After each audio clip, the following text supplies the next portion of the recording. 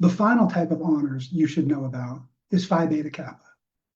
Prior to the end of my second year in college, I did not know what Phi Beta Kappa was, which is why I want to tell you about it. It was my paternal grandmother who, after recognizing how well I was doing in college, told me about Phi Beta Kappa the summer before my third year. Phi Beta Kappa was founded in 1776 and is the oldest and most prestigious honor society in the United States. My great-grandfather graduated from college Phi Beta Kappa in 1907.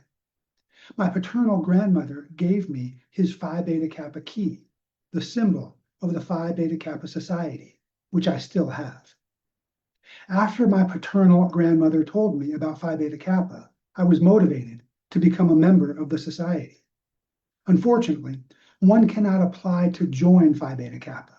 One must be selected based on rigorous academic criteria.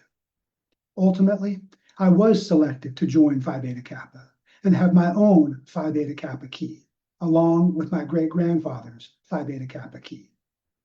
If you are interested, you can access your college's catalog to explore the criteria for membership into Phi Beta Kappa.